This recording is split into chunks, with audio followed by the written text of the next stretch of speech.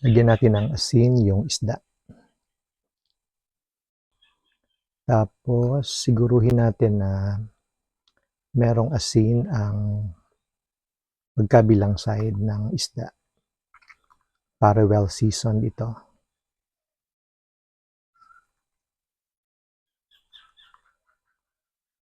Pinabiyak ito doon sa nagtitinda ng isda para mas malasa yung ating lulutuin. Tapos pinahiwa ko na rin yung katawan ng isda. Siyempre ang sikreto sa masarap na lutuin ay tamang timpla at isa ang asin sa mga basic na ginagamit nating panimpla.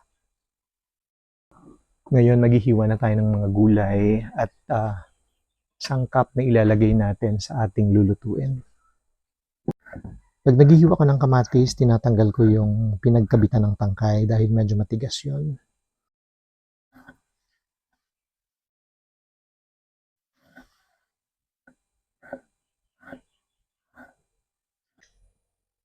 Mas maraming kamatis, mas masarap. Kaya pag nagluluto ako, I make sure na madaming kamatis. Sa bawang naman, tinatanggal ko yung pinakadulo na nakakabit dun sa core. Kasi ito yung medyo matigas.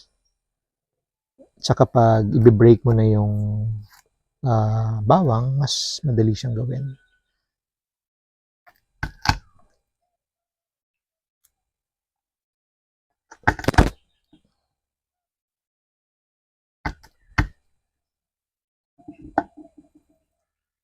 Madali ding balatan kapag ganito yung ginagawa ko.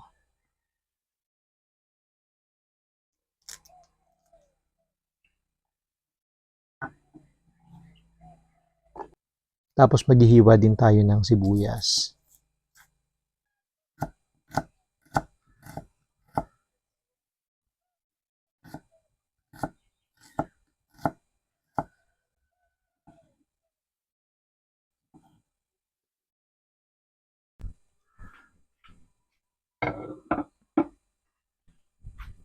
Pinitas ko ito doon sa puno ng kamyas ng kapitbahay namin. Isa ito sa mga pinakamatatandang puno ng kamyas dito sa amin.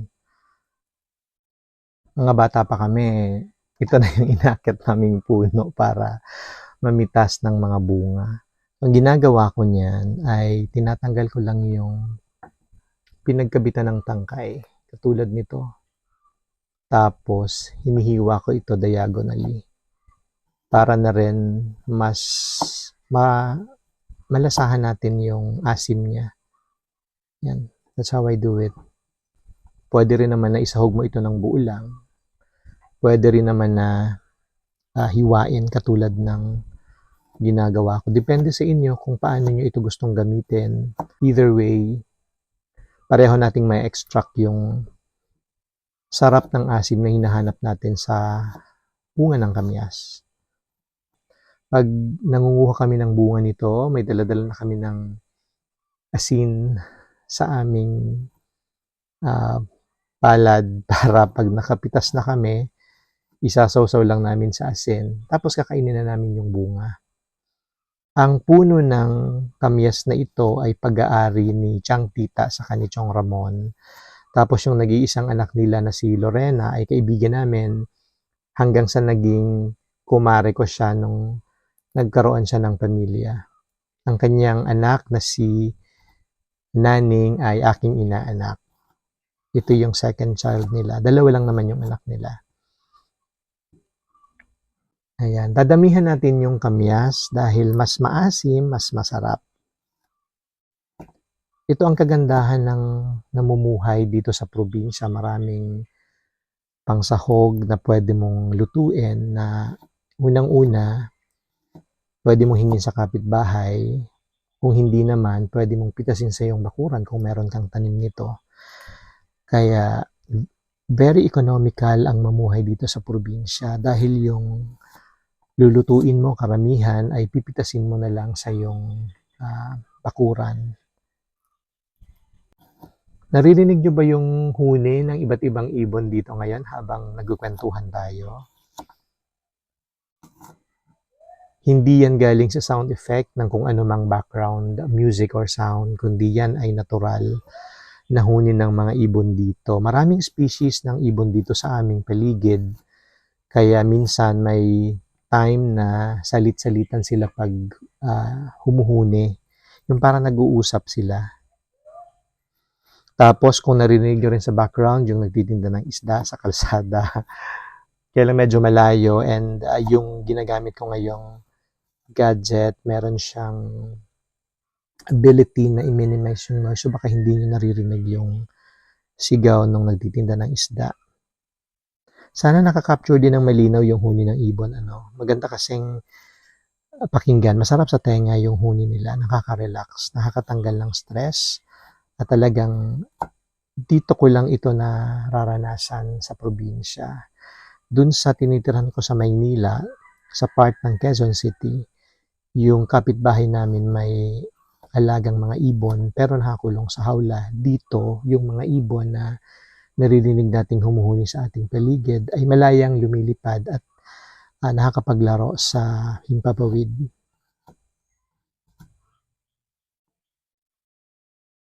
Minsan pag tulad nito, nagpe-prepare ako ng pagkain, nalilibang ako sa iba't ibang huni nila. Kaya dito walang time na abutin ka ng boredom dahil maraming mga bagay na nakikita o naririnig na nakakapagbigay ng ligaya sa iyong puso. Ito yung malaking kaibahan ng namumuhay sa probinsya at sa Maynila. Doon araw-araw meron kang stress na dala-dala dahil sa napakaraming factors katulad ng halimbawa yung noise pollution, maingay sa paligid, katulad dun sa tinitirhan ko dahil malapit kami sa kalsada at sa kabilang kalsada, hospital na yung Quezon City General Hospital. So labas-masok yung mga sasakyan, tapos pag bumubusina sila maingay.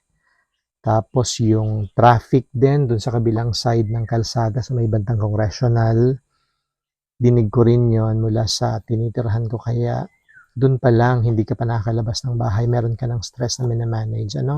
Dito, pagising mo, meron nang nagbibigay sa'yo ng yung kaginhawahan, yung nagiging kalmado ang pakiramdam, yung nagiging kampante ka o relax ka sa ginagawa mo araw-araw. Naubusan natin yung pinitas kong kamyas. Marami pang bunga doon, pero susunod, ulit ako kukuha. Mas maganda kasi yung fresh ang gulay, lalo na yung mga isasahog mo sa yung lulutuin. Walang tatalo sa sarap ng natural at sariwang mga sangkap. Kukuha tayo ng tanglad ngayon para isahog doon sa lulutuin nating isda. Gahanap tayo ng magandang puno. Ito kasi siksikan medyo gagawa na sila ng slat, so bawasan natin ng isang malaki. This one.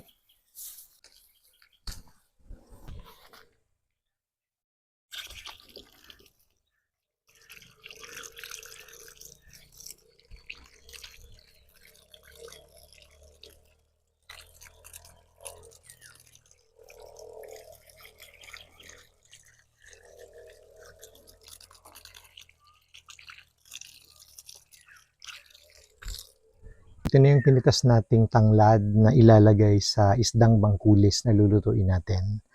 Ipitpitin ko muna ito para mas malasa at lumabas yung flavor ng tanglad na magbi-blend sa ating lulutuin. Ngayon, itatali lang natin ito. Yan.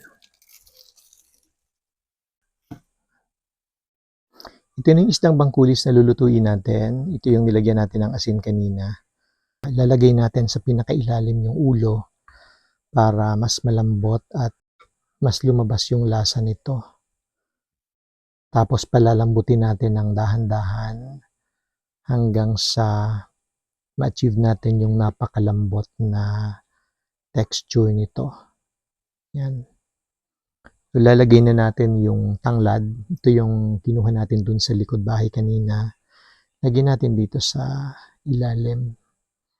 Tapos, yung mga hiniwa nating sahog kanina, mga gulay at prutas ay ilalagay na natin dito. Ito yung hiniwang kamyas. Halo-halo na naman ito dahil lahat sila ay magsasama-sama dito sa ilalim. So it's a mixture of sliced tomatoes, kamyas, sibuyas, tapos pinitpit na bawang. Ito yung magbibigay ng napakasarap na lasa habang niluluto natin ng dahan-dahan sa mahinang apoy. Lalagay ko na to lahat, Titimpla natin ng asin. Lagyan din natin ng paminta. Saka dahon ng laurel. Tapos lalagyan natin ng tubig. Yung tubig na ilalagay ko ay halos kasing pantay ng laman ng pot na paglulutuan natin sa kanila. Takpan na natin at isasalang na natin.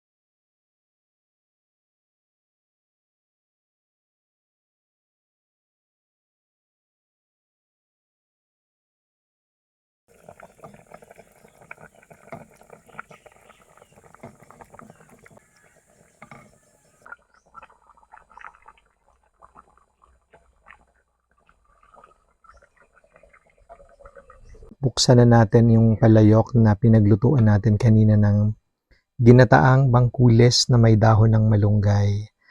Langhap na langhap ko dito yung sarap ng amoy ng ginataang isda. Nakadagdag pa sa bango yung amoy ng malunggay, ng sili at ng kamyas at lahat ng inilagay ni dito kanina na pampalasa ay nalalanghap natin. Siguradong mapapadami na naman ako ng kain ngayon.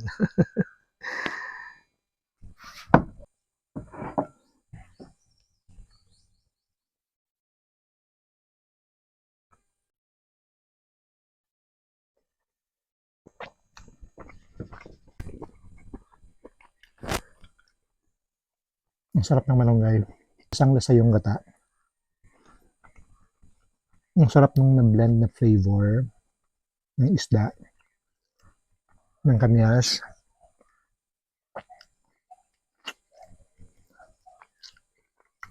ng malunggay. At yung lambot ng isda na pinakuluan natin ng matagal sa mahinang apoy. Yun yung nalalasahan ko ngayon. Lahat ng nilagay natin, merong distinct flavor bawat isa. At present lahat yun sa bawat subo ko ng ulam.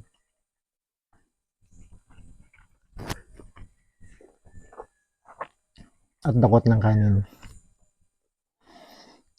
This is very satisfying. Napakasarap. Ang saya-saya ng pananghalian ko ngayon.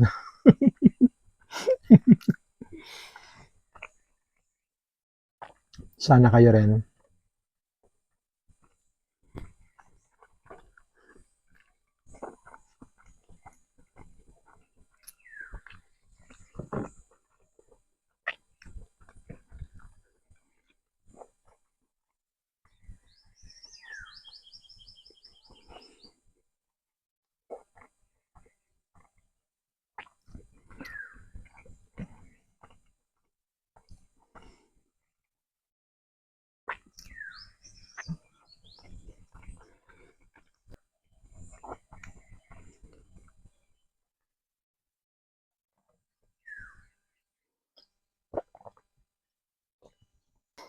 Ngayon naman ay gagawa ko ng pagkain yung aking pusa at saka yung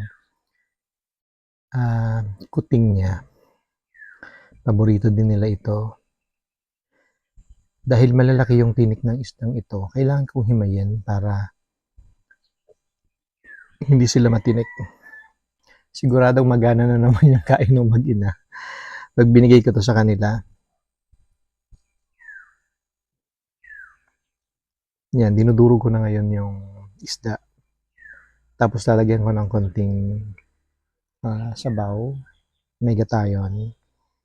Tapos kanin, imimix ko sila para maging pagkain nila.